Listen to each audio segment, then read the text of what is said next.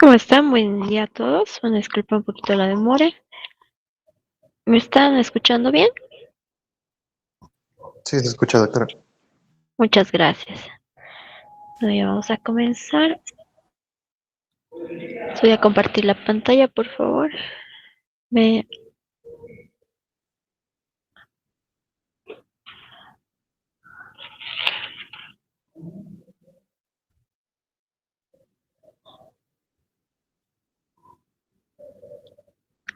Se ve, ¿no? Bueno, y ya nos tocaría comenzar una nueva unidad. Esta ya es una unidad propia de nuestra materia de bioquímica clínica. Vamos a empezar desde ahora a hablar de los distintos metabolitos y sustancias que se encuentran en el organismo y que pueden ser determinadas mediante métodos bioquímicos, ¿no? Por eso se llama bioquímica clínica. Y siempre que vayamos a ver una de estas moléculas, uno de estos metabolitos, lo vamos a asociar con el desarrollo de enfermedades, vamos a hablar de tratamientos un poco y vamos a hablar sobre todo de las pruebas que se utilizan en laboratorio para su determinación, valores de referencia, interpretación de los resultados. Entonces ya vamos a empezar con las moléculas, un tipo de macromoléculas, las más conocidas, los carbohidratos. Vamos a hablar de la homeostasis y regulación de los carbohidratos o hidratos de carbono, principalmente de la glucosa, que es el carbohidrato más importante porque provee de energía a todo el organismo, de energía inmediata. Los objetivos de esta unidad: describir las principales funciones del páncreas, porque el metabolismo de los carbohidratos y principalmente de la glucosa está fuertemente vinculado al funcionamiento de este órgano, ¿no? Vamos a mencionar las patologías asociadas al páncreas y al metabolismo de la glucosa. Vamos a hablar de la fisiopatología de la diabetes, quiere decir cómo se origina, qué procesos suceden de forma normal o anormal para que se desarrolle la diabetes. Y obviamente vamos a hablar de los métodos que se usan en el laboratorio para determinar esta molécula llamada glucosa. Y en práctica seguro ya hayan hecho la determinación de glucosa, ¿verdad? Por métodos prácticos. Vamos a reforzar aquello que han aprendido en práctica. Lo vamos a dividir a nuestra unidad. Es una unidad bastante amplia, por si acaso nos va a tomar tal vez más de un mes en acabarla. El primer capítulo es sobre la homeostasis y rutas metabólicas implicadas, homeostasis de la glucosa, ¿no? El segundo, vamos a hablar ya del desarrollo de la diabetes y qué procesos se alteran, como por ejemplo la captación de glucosa por parte de las células para el desarrollo de la diabetes. Acá hablamos del páncreas, hablamos de las hormonas que produce el páncreas, de las enzimas que produce el páncreas. Y en el tercer capítulo nos vamos a abocar a los métodos de laboratorio para determinar, por un lado, glucosas y también otras pruebas de seguimiento y diagnóstico para la diabetes, que es la enfermedad más frecuente y vinculada al metabolismo de la glucosa. Empecemos por el capítulo 1, la homeostasis y regulación del metabolismo de la glucosa. Solamente para recordar, ¿no? Porque sé que esto lo han debido llevar ya desde cursos inferiores, sobre todo bioquímicas, de bioquímica 1, han debido volver a ver en bioquímica 2. Vamos a hablar de qué son los carbohidratos, ¿no? Una definición de carbohidratos: son macromoléculas muy importantes para el desarrollo de la vida, que químicamente son aldehídos o son cetonas polihidroxilados. ¿Qué quiere decir eso? Ustedes pueden ver acá el ejemplo de dos carbohidratos, uno la glucosa y otro la fructosa, son azúcares simples. La glucosa es un aldehído porque su grupo carbonilo está en un extremo, mientras que la fructosa llega a ser una acetona porque el grupo carbonilo está en un carbono del medio. Y son polihidroxilados porque todos los carbonos presentan sustituyentes OH. Entonces, por esos aldehídos o cetonas polihidroxilados. Esa es la definición química de los carbohidratos. ¿Dónde están presentes? ¿Quiénes las producen? Están en la naturaleza. La producción de carbohidratos generalmente está a cargo de los organismos vegetales que pueden producir carbohidratos gracias a procesos como la fotosíntesis. Esos carbohidratos pasan a seres vivos animales en forma de almidón o azúcares simples como la glucosa, la fructosa presentes en las frutas. Y los organismos animales luego se encargan de almacenarlos, por ejemplo, en forma de glucógeno. Si comemos organismos animales, pues estamos comiendo glucógeno, vamos a obtener glucosas, y es un ciclo, ¿no? Pero ¿quién produce a partir de dióxido de carbono y de oxígeno, y de agua? Las moléculas de carbohidratos son las plantas, ¿verdad? Por esta reacción, gracias a la clorofila que hay en los vegetales, en los de color verde, en presencia de vapor de agua, se producen los carbohidratos. Y estos carbohidratos ya puede haber una unión entre varias moléculas simples y van formando los polisacáridos, primero disacáridos, oligosacáridos, hasta llegar a los polisacáridos. La energía del sol, por si acaso, es muy importante para la formación de los carbohidratos, ¿no? Esa energía solar es captada justamente por el pigmento llamado clorofila que tienen los vegetales.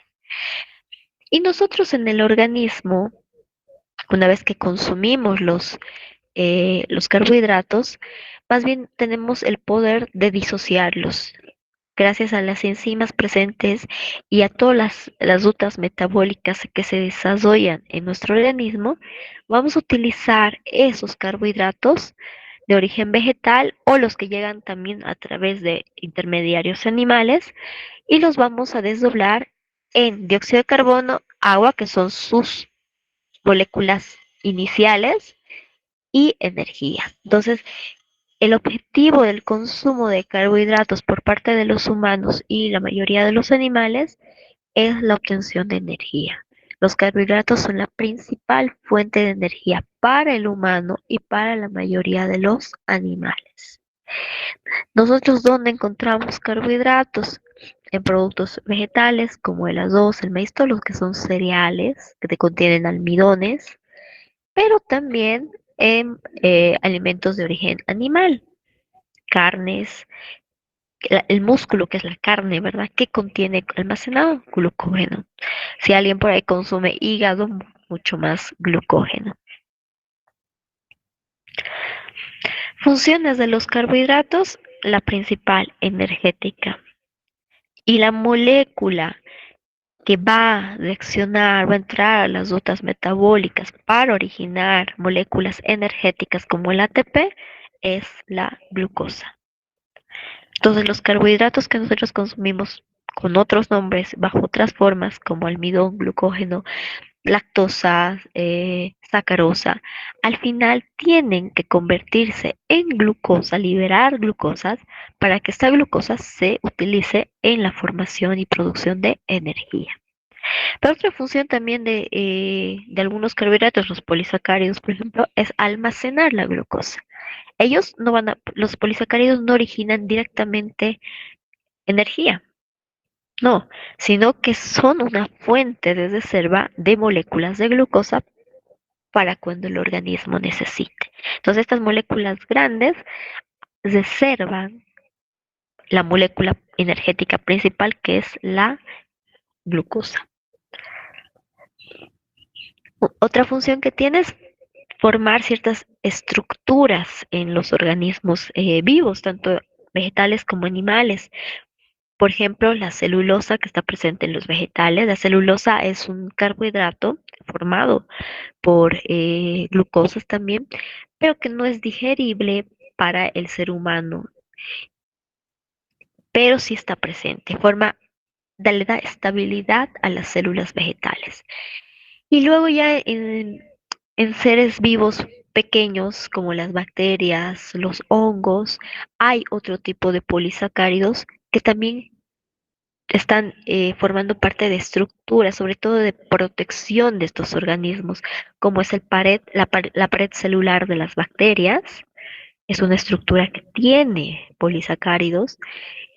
En los hongos, la parte del sombrerito, digamos, que tienen los hongos, está formado por carbohidratos. Y el caparazón que nosotros conocemos de los insectos como las mariquitas, los escarabajos, los crustáceos, está formado por polisacáridos también.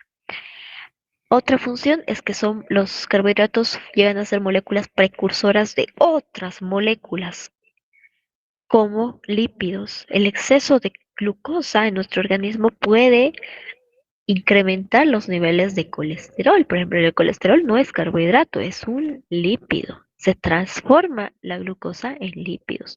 Se puede transformar en proteínas, primero en aminoácidos, luego en proteínas e incluso en vitaminas, ¿no? Como la vitamina C.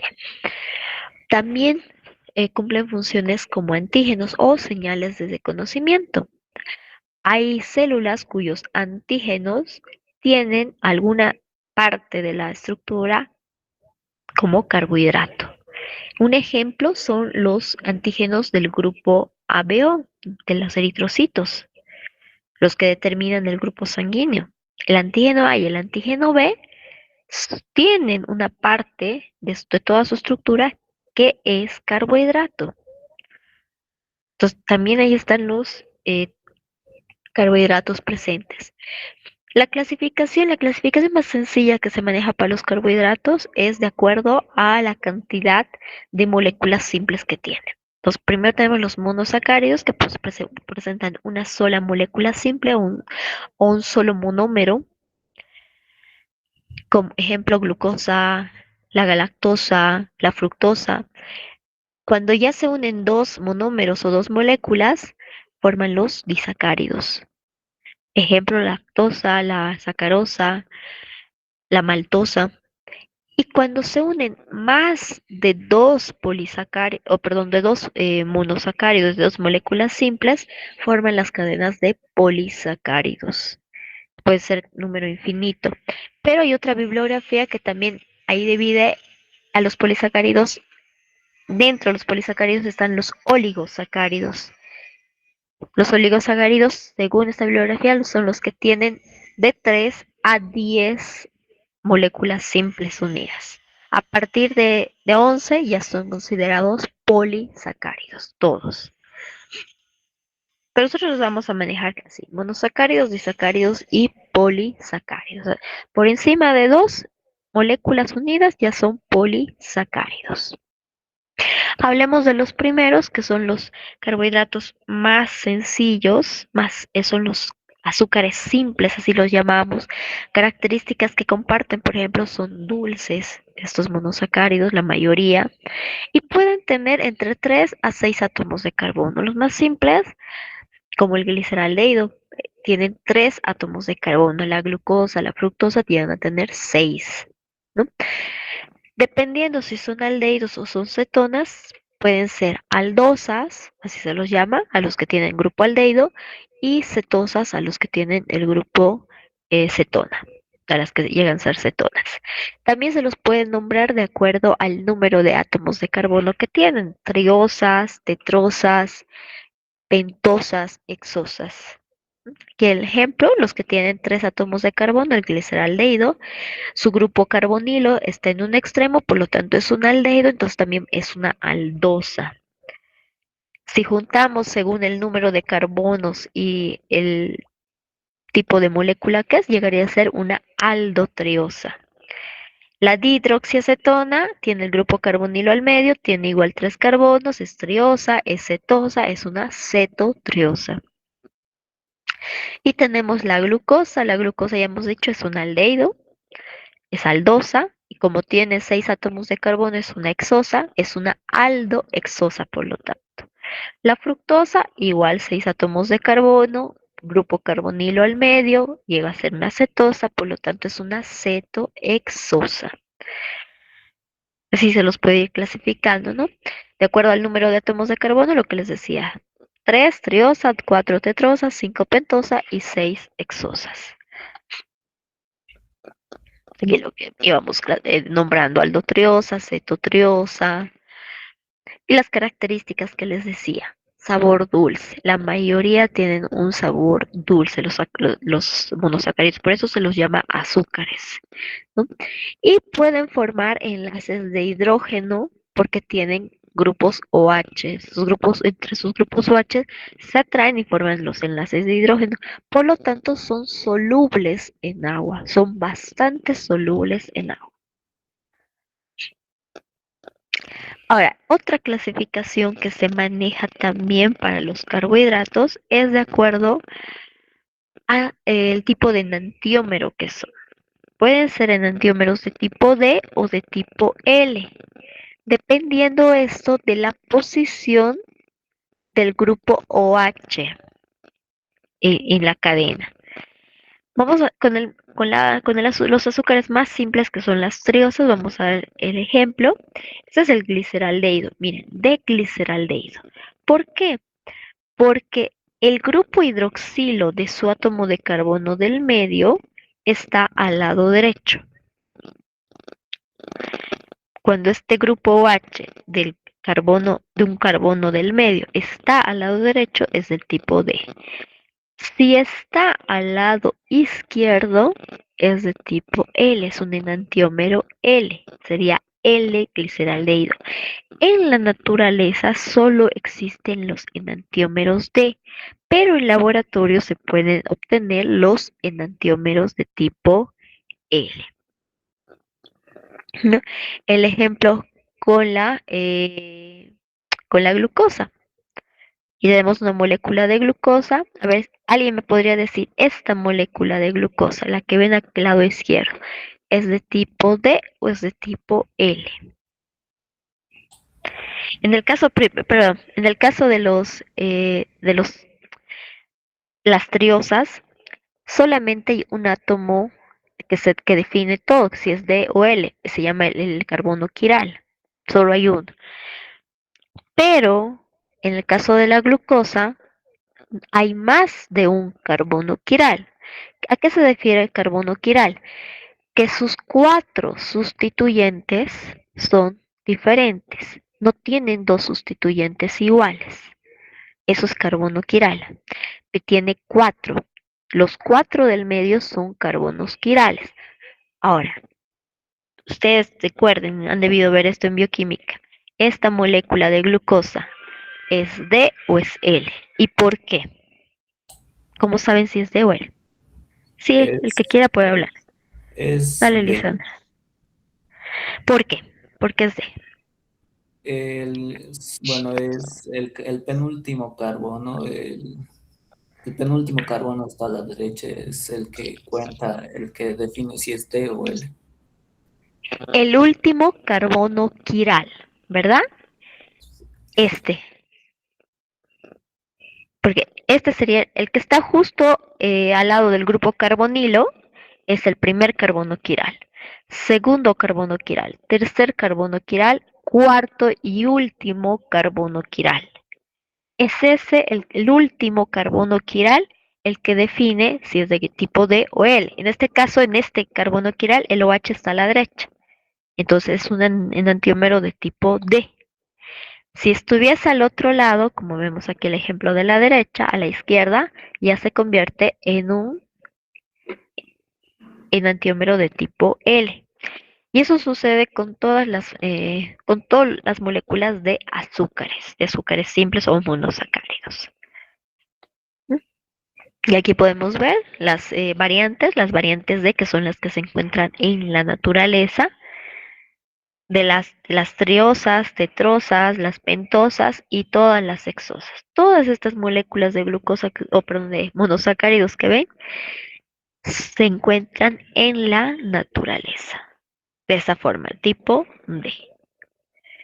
El último carbono quiral es el que define siempre si es de tipo D o tipo L.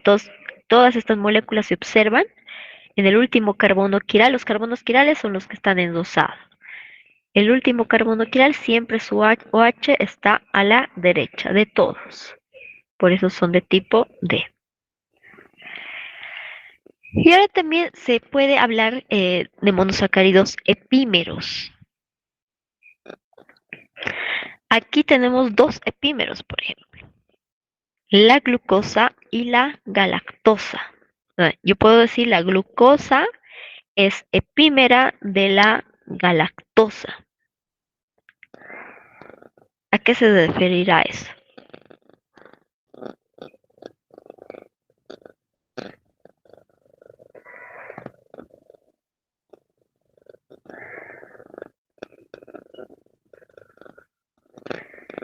A ver, vayamos viendo, comparando estas dos moléculas. Los dos son aldehídos, para empezar. Son exosas, tienen 6 átomos de carbono, los dos. La fórmula molecular de ambos es la misma, no hay diferencia. C6H2O, entre paréntesis 6, los dos. ¿En qué varía? En la posición de uno de los sustituyentes OH. Aquí en el carbono 4, el que está en celeste, no es el último carbono quiral, este es el tercer carbono quiral, ¿verdad? Contando el número de átomos, sí llega a ser el cuarto átomo de carbono, pero es el tercer átomo quiral. En la glucosa el OH está a la derecha, mientras que en la galactosa el OH está a la izquierda.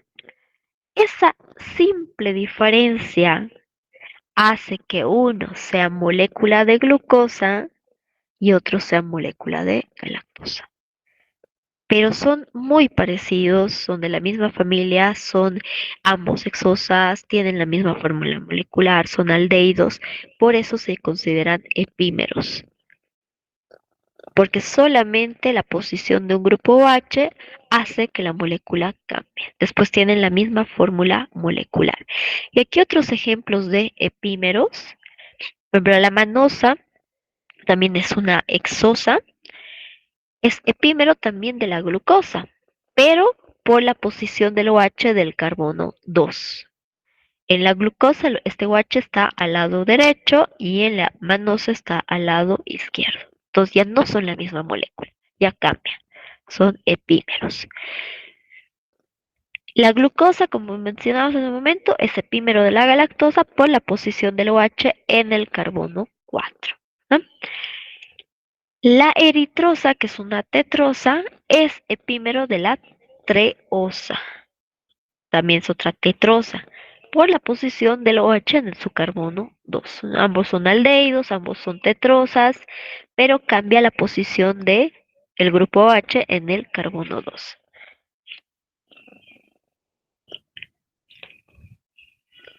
Y bueno, esta presentación que hemos ido viendo de los carbohidratos, de los monosacáridos en este caso, es la forma lineal, ¿verdad? Pero realmente no están así dispuestos.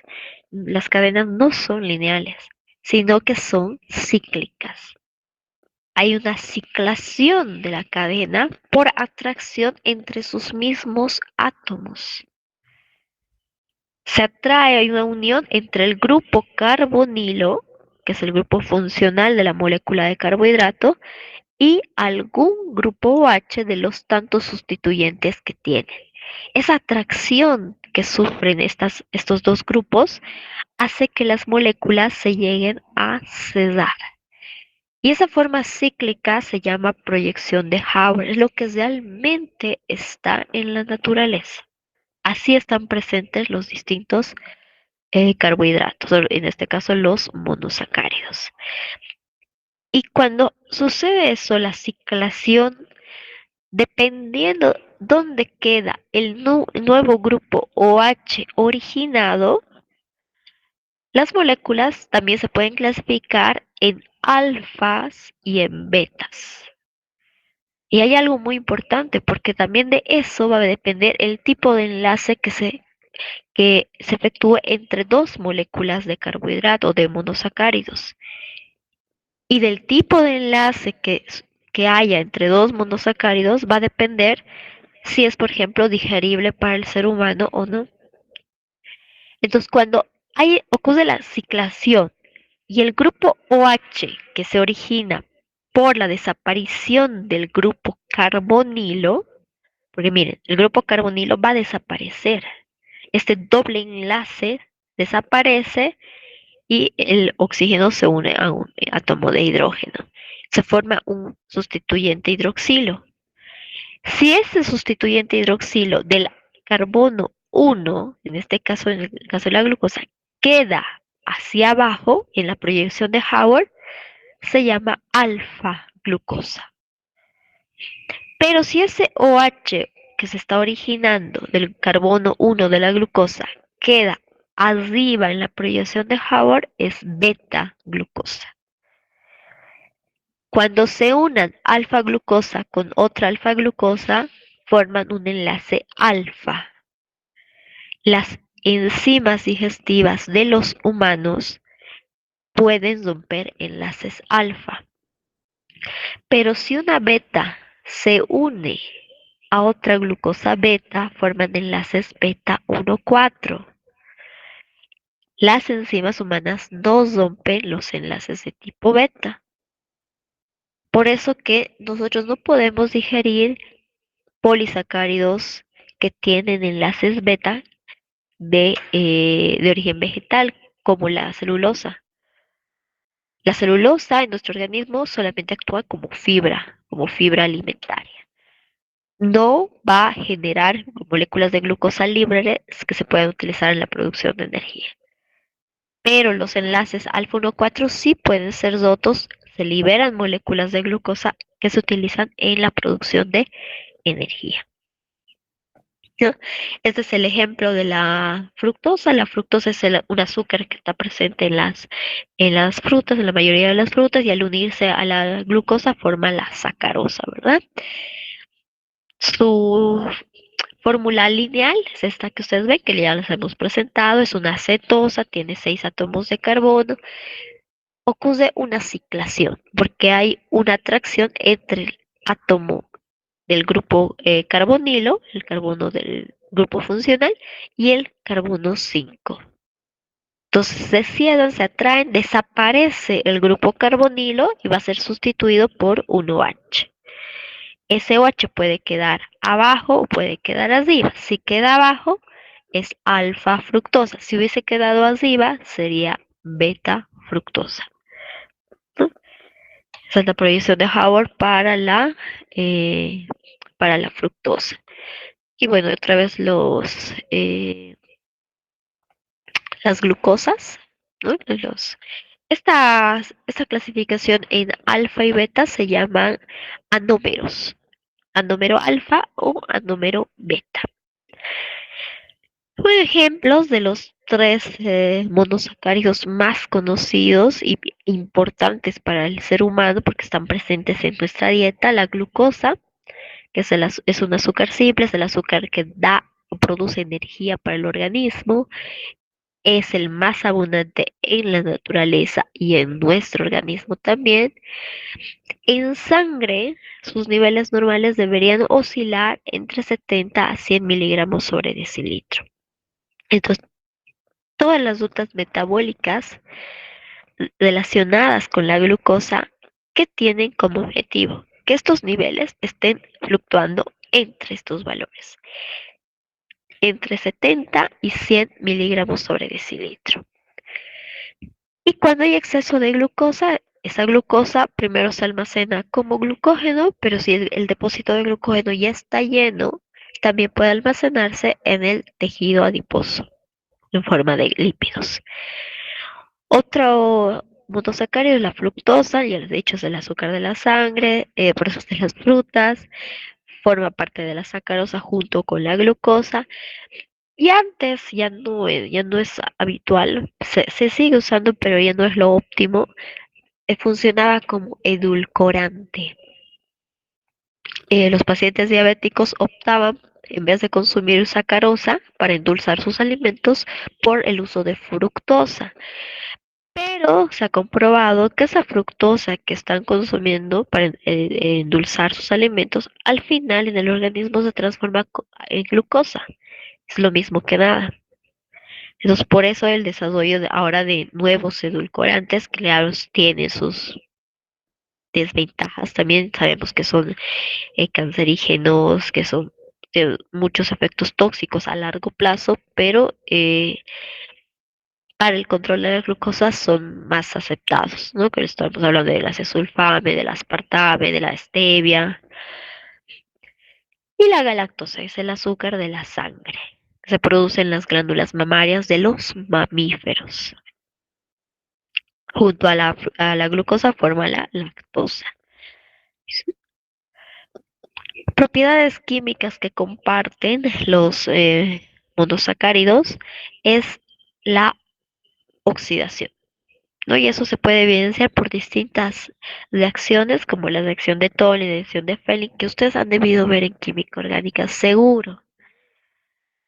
Incluso es un método de identificación de la presencia de monosacáridos, ¿no? Y esas reacciones, ¿por qué se efectúan? Porque son susceptibles de oxidación.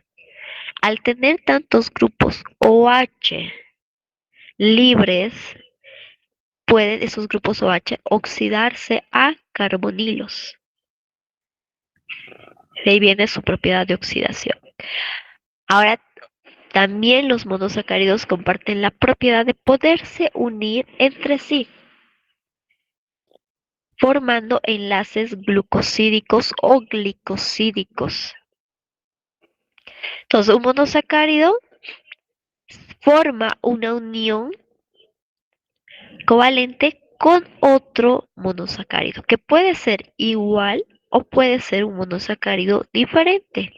Por ejemplo, en el caso de la maltosa, son dos moléculas de glucosa iguales, unidos por enlaces alfa 1,4. Pero en el caso de la sacarosa, es una molécula de glucosa que se une a una molécula de fructosa, y van a ser monosacáridos diferentes. Y esta unión ocurre entre los grupos OH, entre los sustituyentes OH de una molécula y la otra. Y las uniones que pueden existir en la naturaleza son unión alfa 1,4, ya sea alfa o beta 1,4, cuando se une el carbono 1 con el carbono 4 de otra molécula, como es este ejemplo, es el más conocido porque está presente en la maltosa, en el almidón, en el glucógeno. La unión alfa 1,6 o beta 1,6 es la unión del carbono 1 con el átomo 6, con esta está en ciertas moléculas, por ejemplo, la unión con la fructosa, donde el carbono 6 está libre. Y no son muy comunes, pero también puede haber la atracción entre los dos átomos anoméricos, que serían los carbonos 1. Pero el más frecuente en la naturaleza es el 1,4. El OH del carbono 1 se une, forma un enlace con el OH del carbono 4. Y así resulta un enlace. En este caso, como el OH del carbono 1, perdón, sí, la molécula, la primera molécula de glucosa queda en posición abajo, es de tipo D, es alfa, el enlace que se forme es alfa 1,4. Y ahí tenemos una molécula de maltosa. De esa unión resultan los disacáridos. Los disacáridos ya son carbohidratos que contienen dos moléculas simples, dos monosacáridos, que pueden haberse unido de distintas formas por distintos átomos, como hemos visto. Puede ser que el carbono del grupo funcional, del grupo carbonilo, los dos se unan, como en algunos casos, o solamente uno se una y el otro queda libre. En el caso, por ejemplo, de la maltosa, del almidón, no se unen los dos grupos, los dos carbonos del grupo carbonilo. solamente uno con el OH del otro y queda todavía la molécula 2, un carbonilo libre, un grupo aldehído libre. Pero hay otros casos, como en el caso de la sacarosa, donde los dos átomos de carbono del grupo carbonilo se unen y esto impide que la molécula siga creciendo. Al no haber ya grupos libres, grupos aldehídos libres, la molécula ya no va a crecer. Se mantiene así, pequeña, solamente como disacárido. Los que mantienen el grupo aldehído libre pueden seguir creciendo, porque ese grupo libre todavía se puede unir a otras moléculas. Además, este grupo aldehído libre es capaz de oxidarse y por lo tanto producir la reacción o la deducción de otra molécula. Por eso se llaman azúcares deductores. Cuando las dos moléculas están, o los dos grupos carbonilo han quedado atrapados, no van a poder oxidarse, por lo tanto no van a ser reductores de otra molécula, se llama disacárido o azúcar no reductor. Aquí viene una prueba, no sé si han visto en parasitología la prueba de azúcares reductores en heces. Es para, o sea, su principal función es determinar la presencia de lactosa que no se está digeriendo para el diagnóstico de una intolerancia a la lactosa, ¿no? La lactosa es un azúcar o un disacárido reductor. Entonces, si está presente en las heces, pues nos podría estar hablando de una mala digestión de la lactosa.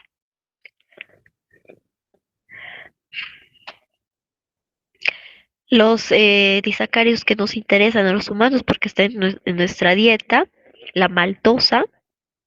La maltosa es producto de la degradación del almidón, ¿no? Son dos moléculas de glucosa unidas que quedan después de que el almidón se digiere. La celobiosa es producto de la digestión de la celulosa, pero por animales rumiantes que tienen enzimas que pueden digerir los enlaces beta. La maltosa son dos glucosas unidas por enlaces alfa, alfa 1,4. La celobiosa tiene enlaces beta 1,4. No puede, esos enlaces no pueden ser rotos por los humanos u otros animales, solamente por los rumiantes que tienen en su intestino enzimas que destruyen enlaces beta. También tenemos al disacárido llamado sacarosa, que es creo que el más conocido, es el azúcar de mesa, el azúcar, ya sea el azúcar blanca, el azúcar morena que usamos, pero es sacarosa. Y es la unión de una glucosa con una fructosa. Y la lactosa, la unión de una galactosa con una glucosa, presente en la leche, ¿no? En todos los productos lácteos. Bueno, creo que ya es hora. La siguiente clase vamos a continuar con los polisacáridos de interés para los humanos. ¿Alguna consulta, muchachos?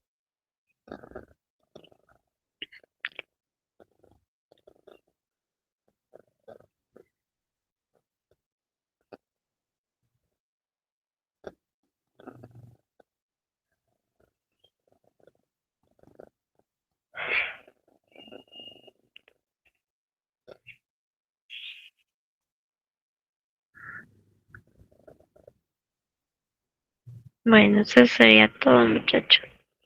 Nos vemos. Chao, chao. Gracias, doctora. Hasta luego. Hasta luego, muchas gracias. Hasta luego, doctora.